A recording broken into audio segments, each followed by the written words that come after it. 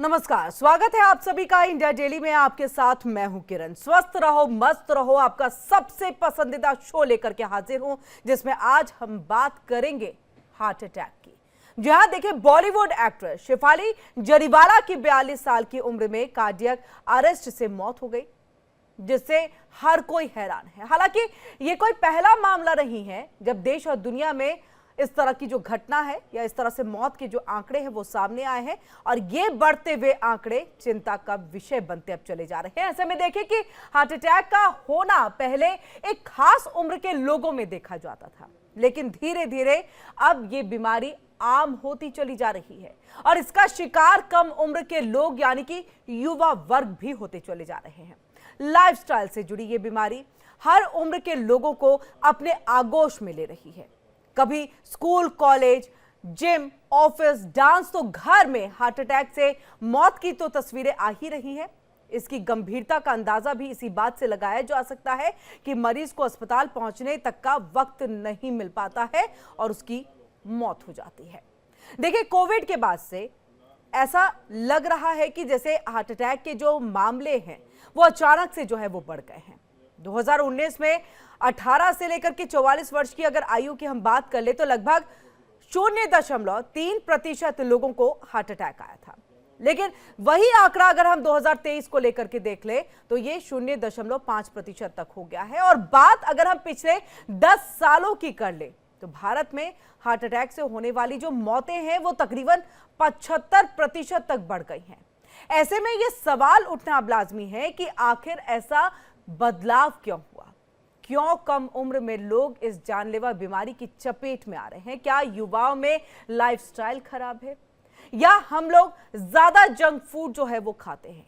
क्या हम लोग अपनी हेल्थ, अपने दिल का ख्याल अच्छे तरीके से नहीं रख पाते हैं? और आज हम अपने एक्सपर्ट्स के साथ इसी मुद्दे पर बातचीत करेंगे, इसी पर हम चर्चा करेंगे। हमारे साथ कई सारे डॉक्टर्स जो है यहाँ पर जुड़ रहे हैं।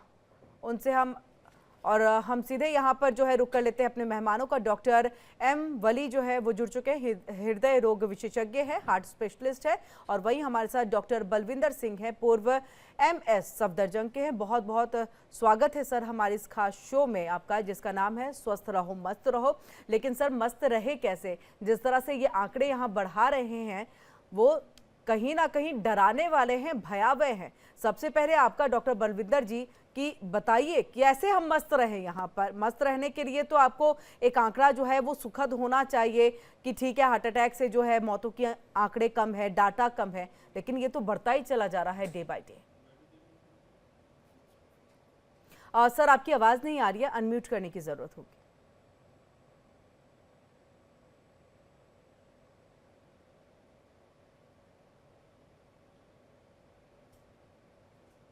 नहीं सर, जी सर। नहीं सर, स्टिल आपकी आवाज़ नहीं आ रही है। हम चाहेंगे ये जो है ऑडियो सर म्यूट है शायद सर, एक बार फिर से चेक करिएगा सर। हम लौटेंगे आपके पास, लेकिन तब तक हम डॉक्टर एम वली जी आपका रुख करते हैं और आप मुझे बताइएगा ये जो आंकड़े हैं बढ़ रहे हैं, बहुत भयावह है, डराने वाले हैं।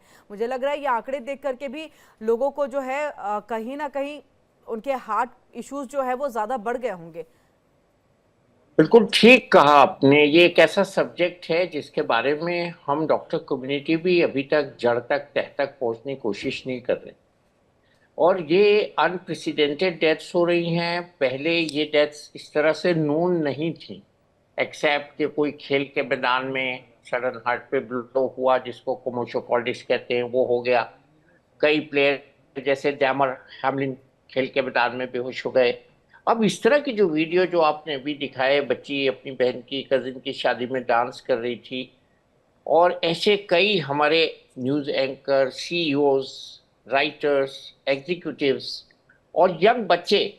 और वो आपको याद होगा एक न्यूज़ बहुत बाराबंकी की ब्रेक हुई थी, वो तो गाँव के थे।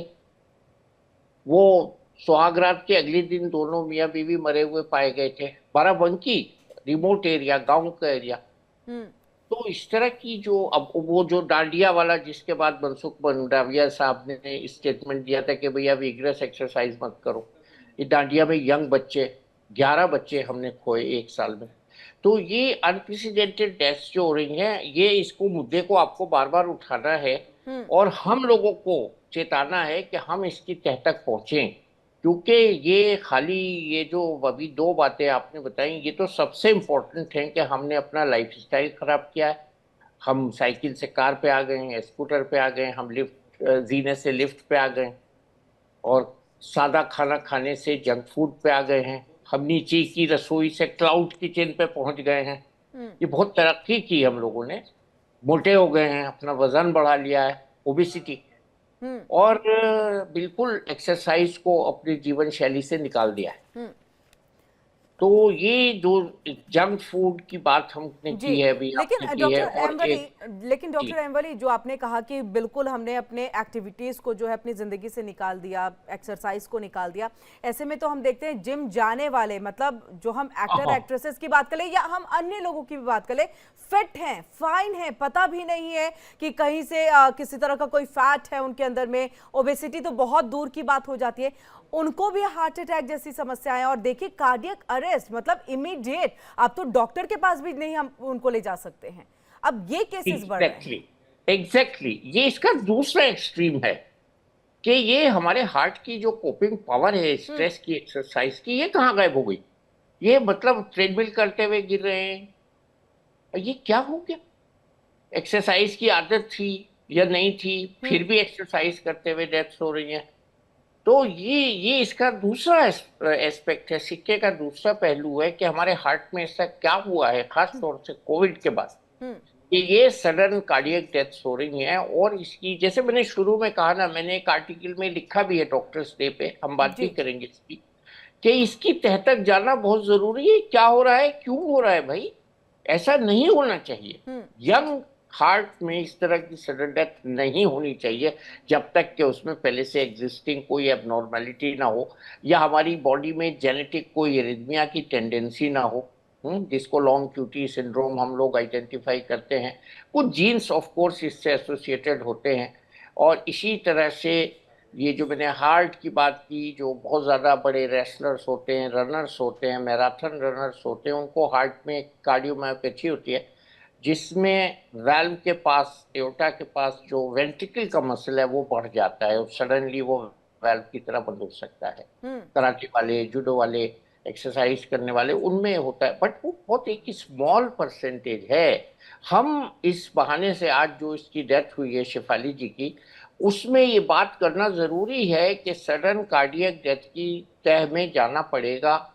कोविड के बाद ऐसी कुछ चेंजेस हमने पता लगाई हैं 2024 में, जो कुछ एंटीबॉडीज बनती हैं जो क्लॉटिंग फैक्टर्स को इफेक्ट करती हैं। ये बिल्कुल इटालियन साइंटिस्ट की लेटेस्ट रिसर्च है, जिसको हम एडम टीएस एंटीबॉडी कहते हैं। लेकिन ये भी एंड आंसर नहीं है, कुछ और हुआ है जो हमारा हार्ट की ससेप्टिबिलिटी हम कहते हैं इस चीज को, सर कुछ और हुआ है मैं, वो क्या बढ़ हम गई। ये देख लें जो एक्स्ट्रा आप मेडिसिन लेते हैं, सप्लीमेंट्रीज लेते हैं, हाँ, हाँ, वो एक कुछ और में काउंट कर वो सकते भी हैं है, हम? वो भी है, हार्मोनल चेंजेस भी हैं। अभी मैं हॉस्पिटल में एक पेशेंट थे, उनकी डॉटर काफ़ी ओबीस थी, उनसे बात कर रहा था, तो उन्होंने कहा ये डॉक्टर मेरी जिम गई, इन्होंने पिलाटे किए और 150 पल्स रेट हो गई, ब्लड प्रेशर हाई था, उनको पता ही नहीं था। तो हाइपरटेंशन एक कॉज हो सकता है, ये एक छुपा हुआ कॉज हो सकता है, जिसके हमारे यंग बच्चों में स्कूल जाके हमको देखना पड़ेगा। और आपने बहुत अच्छा कहा है, ये basically it will revolve around life style and food. तो इसके साथ हार्ट की जो मेटाबॉलिज्म है, उसकी मस्कुलर पावर है, उसकी नर्व्स हैं जो जनरेट करती हैं पल्स को, उसमें क्या ऐसी चीजें ससेप्टिबिलिटी बढ़ गई है, इस पे हमको आगे काम करना होगा, इसको यहीं रोक के भूलना नहीं है। 1930 में तो हार्ट डिजीज ही नहीं होती थी, चलिए मान लिया। उसके बाद ये कहा गया कि इंडिया में हार्ट डिजीज 10 साल पहले होती है, इंटरनेशनल जो डाटा है उससे। हमने ये भी मान लिया, इसको नाम भी दे दिया, young coronary artery disease of Indians, ये भी कर दिया। लेकिन अब ये जो बेतहाशा मौतें हो रही हैं, इनमें से 50% तो डॉक्यूमेंट भी नहीं हो रही हैं। ये क्या हो रहा है? ये सही आपने मुद्दा उठाया इस बहाने से, इस डेथ के बहाने से। ये देखिए, स्पीच देते देते अटैक हो गया, बिल्कुल। बहुत से लोग ऐसे फेंट हो रहे हैं, एक जी। लेबनीज सिंगर गाते गाते बेहोश हो गई, और ये तो बच्ची का जो बड़ा विदारक बिल्कुल ऐसे फोटो कई आया। केसेस है सर जो आज हाँ, हमें वो सोचने पर थानेदार बिल्कुल थानेदार बिल नाच रहा था जश्न में थाने में, वो हम्म बेचारा गिर गया और सबसे पहले हनुमान जी का रोल करते हुए शर्मा जी की डेथ हो गई थी, जो सबसे पहले इस तरह की डेथ हुई थी स्टेज पे पिछले से पिछले साल बिल्कुल रमजान। सोचने पर सर सब कुछ मजबूर कर रहे हैं कि क्या अब हमें जो है अब लौट चले अपने गांव के खान पान की तरफ, वो जो शुद्ध खाना मिलता था क्या हमें उधर जाना चाहिए। तो ऐसे में डॉक्टर बलविंदर सिंह जी भी हमारे साथ जुड़ चुके हैं। सर आपका भी स्वागत है। और आपसे क्योंकि देखिए जिक्र हो रहा है, उन्होंने कहा देखिए हमने मान लिया कि 10 साल पहले जो है इंडिया में जो है हार्ट अटैक जैसी चीजें आ भी जाती हैं, हमने सारी चीजें, लेकिन इस तरह से कंटिन्यूटी में खबरें आना ये अपने आप में बड़ी बात और चौंकाने वाली बात। तो जैसा मैंने अभी एक लाइन भी कहा कि अब लौट चले अपने गांव के खान पान की तरफ, क्योंकि वही खान पान हमें जो है कहीं ना कहीं एक मजबूत स्ट्रांग, एक हमारे हार्ट को स्ट्रांग बना करके रखता था अब के वक्त के हिसाब से। आपकी चैनल से मैं एक बहुत अच्छा मैसेज संदेश देना चाहूंगा। जी सर। अभी क्यों ये यंग लोगों को इतना कॉमन होता जा रहा है हार्ट अटैक, उसका मोस्ट इम्पॉर्टेंट रीजन ये है कि स्ट्रेस लेवल बढ़ता जा रहा है। हम्म स्ट्रेस लेवल के साथ साथ आपने बहुत ठीक बोला, खान पान का बहुत ध्यान रखना है। आज अगर आप देखिए, अभी हम लोग आजकल सेमिनार कंडक्ट करते हैं कि जंक फूड के ऊपर एंड डिसीजेस, जंक फूड क्या, उससे क्या बीमारी होती है। तो आज के जो यंग जनरेशन है, क्या रीजन है, टाइम की पॉसिटी है या भाग दौड़ बहुत है, वो जंक फूड लोग बहुत ज्यादा कंज्यूम कर रहे हैं।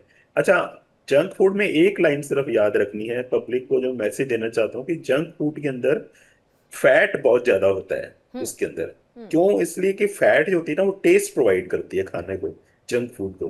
तो उसमें टेस्ट ज्यादा होने के साथ साथ कुछ ऐसे केमिकल्स डाले जाते हैं जिसको हम बोलते हैं टेस्ट एनहांसर्स। जैसे आपने अक्सर सुना होगा एजीनोमोटो। हम्म ये एजीनोमोटो एक बड़ी कॉमन सा केमिकल है जो फूड में डाला जाता है, चाउमीन में डाला जाता है, हर तरह जी। के फूड में डालते हैं। हम्म और फैट होने से वो टेस्ट देती है और केमिकल्स होने से वो टेस्ट एनहांस हो जाता है, इसे खट्टा स्लो हो जाता है। पॉइजन भी कहा जाता है। बिल्कुल स्लो पॉइजन जो है ये बॉडी में जा रहा है, आपने ठीक पकड़ा।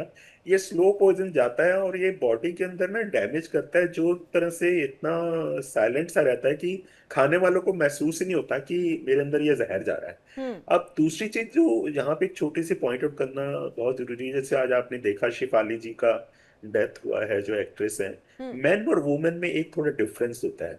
देखिए आज की डेट में क्या है कि फिटनेस फ्रीक होते जा रहे हैं बहुत सारे लोग, स्पेशली जो पब्लिसिटी या मीडिया में रहते हैं। उसके अलावा भी कॉलेजेस वगैरह में भी यंग लोग जो हैं फिटनेस फ्रीक क्यों होते जा रहे हैं, ये तो चलो छोड़ो, ठीक है। अपनी अपीयरेंस को लेके बड़े कॉन्शियस होते हैं कि हम पतले रहेंगे, स्मार्ट लगेंगे।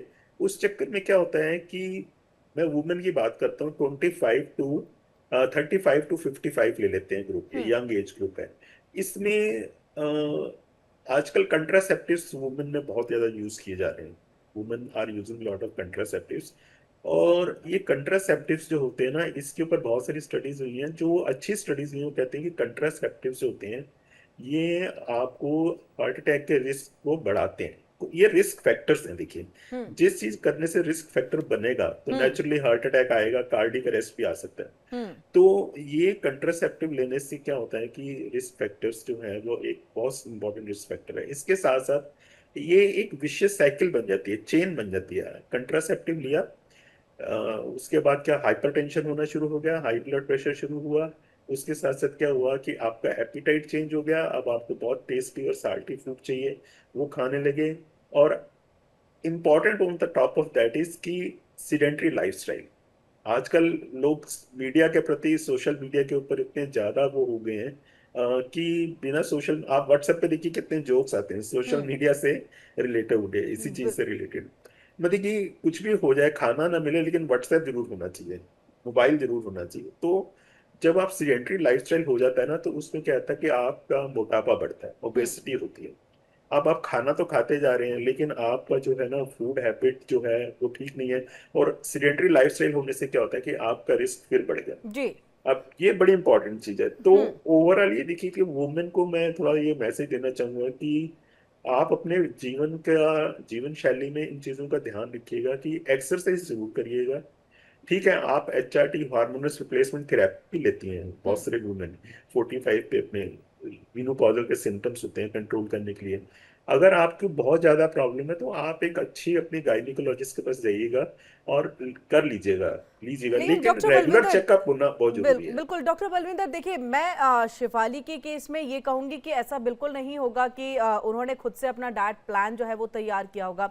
डेफिनेटली जी जी जी। उनके लिए एक डाइटिशियन जो है वो होंगी, हाँ वो जी डॉक्टर के भी कंसल्ट में रही होंगी जिस तरह जी जी। से, क्योंकि सेलिब्रिटीज है वो, अपने हेल्थ से रिलेटेड जो है किसी भी तरह की कोई हाँ कोताही जो है वो बरतना नहीं चाहेंगे। बिल्कुल। ऐसे में अगर मैं उनके डाइट की भी बात करूं तो जो डाइटिशियन ने जंक फूड तो दिया नहीं होगा, उन्होंने डेफिनेटली घर के खाने को जो है प्रिस्क्राइब किया होगा कि आप ये खाएंगे। तो अब क्या ये हम माने कि खाने में भी जिस तरह की कमी कर दी जाती है कि आप कार्बोहाइड्रेट नहीं लेंगे, जबकि वो हमारे शरीर के लिए बहुत जरूरी है। हम सिर्फ कह देते हैं कि प्रोटीन ले लीजिए और आप हेल्दी रहेंगे, आप फिट रहेंगे, लेकिन कार्बोहाइड्रेट की भी आवश्यकता उतनी ही होती है। हम पूरे अगर पिछले अपने दादा परदादा के समय की चीजों को देख ले, वो क्या खाते थे? चावल, दाल, कार्बोहाइड्रेट सबसे ज्यादा था उनके खाने में, लेकिन हेल्दी थे। तो क्या अब ये डाइटिशियन को भी सोचने की जरूरत है कि मुझे डाइट में बदलाव करने की हाँ जरूरत है, जो मैं दूं यहाँ पर प्रिस्क्राइब हाँ करूं? बिल्कुल बिल्कुल। आपने ये देखिए, मुझे तो बड़ा अचंभा हो रहा है कि आपने इतना अच्छा पॉइंट कितने आसानी से बोल दिया है।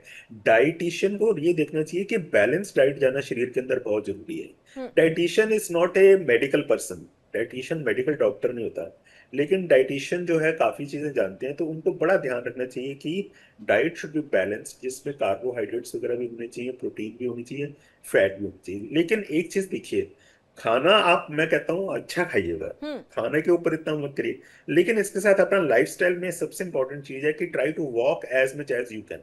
आजकल देखिए, गाड़ी निकलते ही लोग गाड़ी में बैठ जाते हैं या मेट्रो में बैठते हैं और रास्ते में खाना खा रहे होते हैं। नहीं, दिन में चलिएगा, खूब जितना चल सकते हैं चलिएगा, अगर आपके पास समय है। अच्छा, अब एक्सरसाइज बहुत इंपॉर्टेंट है, कोई हम्म। भी एज हो आपका। आप कहते हैं, ये एक इंटरनेशनल गाइडलाइन है कि आपको हफ्ते में कम से कम 5 दिन 30 मिनट एक्सरसाइज रोज करना चाहिए। अब बात आती है एक्सरसाइज करने के लिए, आपको जिम नहीं जाना है, आपको माइल्ड टू मॉडरेट एक्सरसाइज करनी है। अब मॉडरेट एक्सरसाइज की बात आती है तो लोग कंफ्यूज होते हैं कि क्या करना है। देखिए, हम्म। हम इससे, मैं पब्लिक के इंफॉर्मेशन के लिए बात कर रहे हैं, एब्सोल्युटली सर। तो आप इसमें क्या करना है कि पब्लिक को ये मैसेज हम देना चाहते हैं कि आप हफ्ते में 5 दिन कम से कम ब्रिस्क वॉक लीजिए, कम से कम 30 मिनट की। हम्म। ब्रिस्क वॉक लेने से आपका बॉडी रिफ्रेश हो जाएगा। रिफ्रेश होने से क्या है कि आपका हार्ट रेट, पल्स, मसल्स, ये सारी चीजें जो है एक शेप में रहेंगी। अब आप सिर्फ हार्ट का कार्डियो करते जाएं और मसल्स के ऊपर एक्सरसाइज नहीं करें, तो मसल को भी तो काम करने के ब्लड चाहिए, हार्ट हम्म। मसल को। हम्म। तो इसका बड़ा ध्यान दीजिएगा। दूसरा ये है कि कुछ ऐसी बीमारियां हैं जिसके बारे में जगह जगह चर्चा होती है। लोग बोलते हैं कि मधुमेह, डायबिटीज बहुत राइट। कॉमन होता जा रहा है। अब डायबिटीज हो गया तो इसमें घबराने की कोई बात नहीं है। आपको करना क्या है, आप अपने फिजिशियन के पास जाइएगा, रेगुलर चेकअप पर आइएगा। बहुत सारे मरीज क्या करते हैं, जो हमें हॉस्पिटल में भी एक्सपीरियंस हम लोग करते हैं, देखते हैं, एक बारी दवाई लिखने के बाद ना वो फिर रेगुलर फॉलोअप के लिए नहीं आते। दवाई खाते जाते हैं अपने आप ही और घर पे ही शुगर चेक कर लिया है कि मैं बिल्कुल ठीक। नहीं, ऐसा नहीं है। आप अपने फिजिशियन के पास कम से कम महीने में एक बारी जरूर जाइएगा। और सबसे इंपॉर्टेंट बात, both male and female, hmm. Young age के लोगों को मैं ये बोलूंगा कि आपको साल में 2 बारी मेडिकल अपना चेकअप, कंप्लीट बॉडी चेकअप कराना चाहिए। मिडिल एज को हम यहाँ बोल रहे हैं जी। 45 से 55 और 55 का। देखिए, बहुत सारी चीजें हैं जो हमको समझ नहीं है, लोगों को, पब्लिक को। बहुत सारी चीजें साइलेंट होती हैं। पहली बात तो ये ध्यान रखना है कि कोई भी प्रिडिक्ट नहीं कर सकता डॉक्टर कि आपको हार्ट अटैक कब होगा, कैसे होगा। हम्म। कोई नहीं। देखिए, आप अभी दिखा रहे थे ना बहुत अच्छी अच्छी वीडियोस, कि लेक्चर देते देते बोलते बोलते स्टेज पे हो गया हार्ट अटैक। कोई प्रिडिक्ट कर सकता है इसको कि ऐसे होगा? नहीं। बिल्कुल। बिल्कुल लेकिन इसके प्रिडिक्ट नहीं ऊपर, किया जा सकता, बिल्कुल। हाँ, डॉक्टर एम इसकी जी। जी सर, हम इस आपके पास लौटते हैं। डॉक्टर एम वली भी हैं, डॉक्टर एम वली भी है। डॉक्टर एम वली जी, आपका, क्योंकि देखिए प्रिडिक्ट नहीं किया जा सकता, लेकिन कोई भी बीमारी कहीं ना कहीं एक छोटा से छोटा संकेत क्या हमें देती है कि अब आप सजग हो जाएं, संभल जाएं। क्योंकि हार्ट अटैक का तो हमने अब तक ये सुना था कि 3 बार आता है और तीसरी बार जब आता है तो फिर जो है इस तरह की स्थिति आती है कि आप हमारे बीच में नहीं रहते हैं। अब ये है कि क्या ये कार्डियक अरेस्ट की जो हम बात करें, जो अचानक से आता है, इतने ज्यादा सीवियर इसमें आता है कि आप डॉक्टर के पास भी नहीं जाते, लेकिन क्या शुरुआती तौर पे एक सिम्टम्स जो है क्या कुछ दिखते हैं जिससे लोगों को समझने की जरूरत है, जागरूक रहने की जरूरत है? हाँ बिल्कुल किरण, ये एक्चुअली हमको इसको दो जगह डिवाइड करना पड़ेगा एग्जैक्टली। एक है कोरोनरी आर्टरी डिजीज की वजह से मायोकार्डियल इंफार्क्शन, जिसको आम भाषा में हार्ट अटैक कहते हैं। और हम जिन मौतों की बात कर रहे हैं उनको हम SCD, सडन कार्डियक डेथ कहते हैं, सडन अकस्मात कार्डियक मृत्यु। अटैक। जी। तो सडन कार्डियक डेथ में या तो बहुत ही मैसिव हार्ट अटैक हो, हम्म। या रिदम में हार्ट की डिसऑर्डर हो। यहाँ एक बॉडी फाइन लाइन ड्रॉ करती है, दोनों में फर्क होता है। तो उसमें हार्ट की जो रिदम होती है, जैसे मैंने कहा ना अभी, लॉन्ग क्यूटी सिंड्रोम, इस तरह की ECG एबनॉर्मेलिटीज होती हैं। और काफी चीजें इसमें ऐसी होती हैं जो सडन होती हैं, लेकिन अंडरलाइंग पैथोलॉजी उसकी वो होती है। जैसे वेंट्रिकुलर टैकीकार्डिया जिसको हम कहते हैं, वो एकदम से टाइम नहीं देता हमें कि हॉस्पिटल तक हम पेशेंट को ले जाएं। और वो हार्ट बीट उसमें होती है 240, 120 से बढ़ जाती है, 240, 250, 300 तक चली जाती है। पल्स फील ही नहीं होती, इतनी फास्ट होती है वो पल्स, फ्लिकर करता है हार्ट, पल्स नहीं फील होती। और उसका ECG हम देखते ही पहचान लेते हैं, उसमें हम बिजली से हार्ट को नॉर्मल करने की कोशिश करते हैं, जिसको कार्डियोवर्जन कहते हैं। यहाँ आपने चूंकि प्रोड्रोमल सिम्टम्स की बात की, वो होते हैं वार्निंग होते साइंस हैं। होते हैं। जैसे कभी एकदम से लगा आपकी एक पीठ मिस हो गई, ये बहुत कॉमन होता है, लोगों को वो इग्नोर कर देते हैं। अगर ये टॉपिक्स हमको पुराने जमाने में, जब ये सब लेटेस्ट एंजियोग्राफीज नहीं होती थी, हमारे प्रोफेसर्स पढ़ाते थे कि 10 तक एक्टोपिक बीट्स मैक्सिमम हम फिजियोलॉजिकल कह सकते हैं। अगर 1 मिनट में 10 से ज्यादा ये दिल इरेगुलर धड़क रहा है तो हम उसको एबनॉर्मल कहेंगे। ये बिल्कुल जब सिर्फ ECG होता था हार्ट की बीमारी से रिलेटेड टेस्ट, तो उस वक्त भी इसका संज्ञान लिया जाता था। और इसका ECG अगर हम देखें तो वो ऐसा आता है, यूं यूं यूं, ऊपर नीचे ऊपर नीचे ऊपर नीचे। तो ये प्रोड्रोमल सिम्टम्स होते हैं। देखिए मैं ये ढूंढ रहा था ECG, ये जी। ऐसा आता है। और नॉर्मल ECG जब हम उसका इलाज करते हैं तो ऐसा हो जाता है। देखिए दोनों में डिफरेंस। तो ये सडन होता है, ये उससे डिफरेंट है जो 6 घंटे में हम एंजियोप्लास्टी कर देते हैं सर या इसमें बाईपास कितना कर देते वक्त मिलता होगा कि आप अस्पताल जाएं फिर ECG करा ले, हैं। क्योंकि आपको फील हो रहा है इस वाले अरेस्ट में टाइम नहीं मिलता। ये तो कुछ पेशेंट्स को जिनको हॉस्पिटल में होते हैं उनको ये रिदमिया होता है तो हम डॉक्यूमेंट कर लेते हैं। सडन कार्डियक डेथ इसको कहते ही हैं, लेकिन इसका 1 घंटे का पीरियड होता है उस, बाय डेफिनेशन, उस डेथ को जो विद इन 1 आवर होती है, ये इसका जो है पीरियड होता है। तो ये सडन कार्डियक डेथ्स जो हैं आजकल स्मोकर्स में बहुत ज्यादा हो रही है। हमको यहाँ स्मोकिंग की भी बात करनी चाहिए। जब हमने ओरल कॉन्ट्रासेप्टिव की बात की है, डाइट की बात की है, फैट्स की बात की है, लैक ऑफ एक्सरसाइज की बात की है, हमें यहाँ लैक ऑफ स्लीप की भी बात करनी चाहिए। हमें स्मोकिंग की, अल्कोहल की, ड्रग्स की भी बात करनी चाहिए। और जी। यहाँ ये शेफाली के केस में एक एंगल ये भी हो सकता है, उनको सीजर्स की दवाएं दी जा रही थी दौरा आने की, मिर्गी जैसा दौरा, उसको सीजर्स कहते जी। हैं। और कुछ बच्चे आजकल, यंग बच्चे, डिप्रेशन का शिकार होते हैं। तो जो ट्राईसाइक्लिक एंटी डिप्रेसेंट्स होती हैं, जिस तरह से डॉक्टर साहब ने बताया, बहुत इंपॉर्टेंट पॉइंट, ओरल कॉन्ट्रासेप्टिव्स नुकसान करते हैं दिल की रगों को, इसी तरह से ये ट्राईसाइक्लिक एंटी डिप्रेसेंट्स जी। जो अमेरिका जैसे बड़े देशों में बहुत ज्यादा खाए जाते लेकिन हैं, ये देना ये नहीं भी चाहिए। नहीं, ये बहुत केयरफुल सुपरविजन में देना चाहिए। इसकी मॉनिटरिंग करनी चाहिए। मॉनिटरिंग देखिए करनी चाहिए। हर जी। चीज की मॉनिटरिंग मेडिकल बहुत जरूरी है। हर तो मरीज एक बार डॉक्टर को जी। दिखा के गायब हो जाता है, अब मैं ठीक हो गया जी। जी सर, मैं डॉक्टर बलविंदर जी से ये चीज समझना, क्योंकि सर आपने कहा है एक रूटीन चेकअप बहुत जरूरी है, कम से कम मंथली आप जाइए। लेकिन अब जब हम देखते हैं कि बच्चों में भी कई ऐसे केसेस आ गए हैं कि बच्चों में भी, तो किस उम्र से जो है एक रूटीन चेकअप कराने की जरूरत है, ताकि आपको हार्ट से रिलेटेड जो भी अगर कोई समस्या है वो आपको पता चल सके? क्योंकि इसमें इतना कम टाइम मिलता है कि आप अस्पताल तक भी कभी नहीं पहुंच पाते, पहुंचते भी है तो वहां पर डॉक्टर्स जो है ये कहते हैं आई एम सॉरी। हाँ देखिए, हार्ट अटैक जो है ना, एज लो एज 20 प्लस पे देखा गया है।